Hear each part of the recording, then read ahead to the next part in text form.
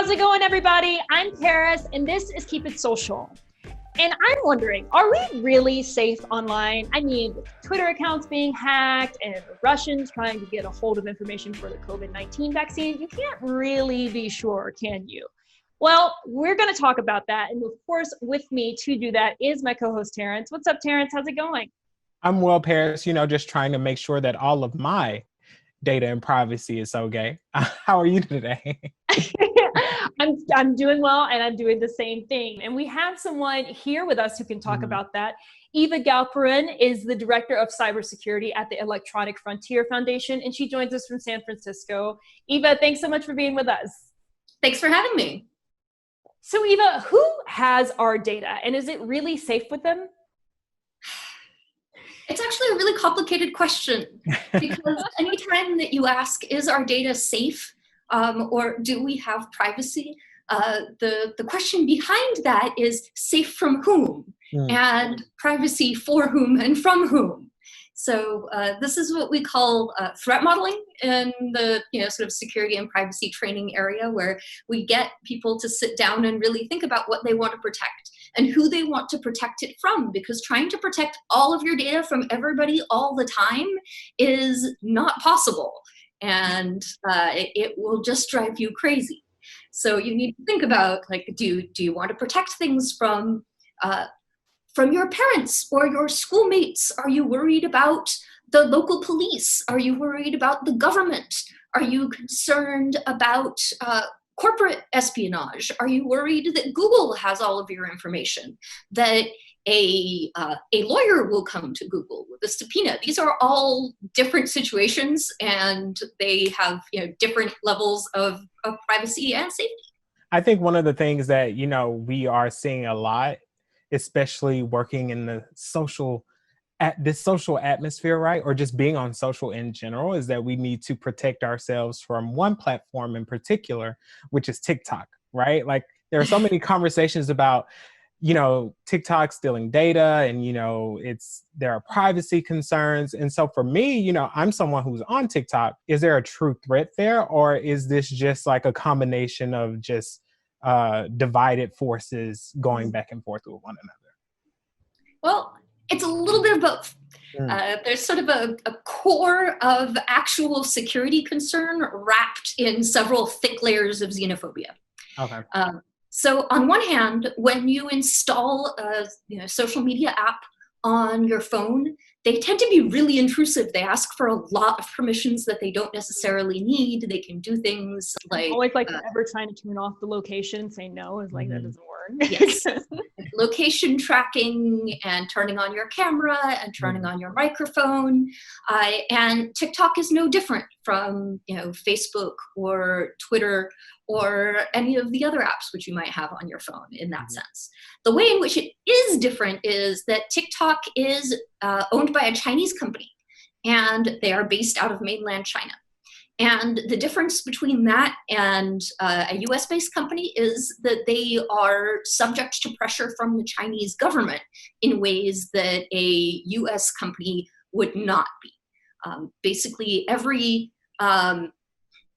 employee in China is a potential hostage. Now, in the United States, if you locate your business inside the US, you are also subject to pressure from the US government. There's absolutely no question about that.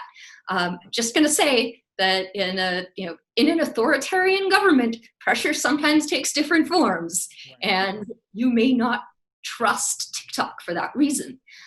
TikTok has said that they don't share their user data with the Chinese government, but honestly, this is also what they would say if they did share their user data with the Chinese government. So you basically can't trust anyone, it seems like. Right.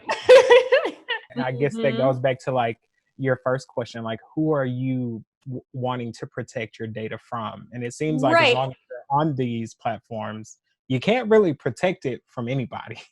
I think people like myself, maybe Terrence, other people I know will go on and have this illusion that, you can change your privacy settings and limit kind of what you put on there. But really, I mean, what does that really do?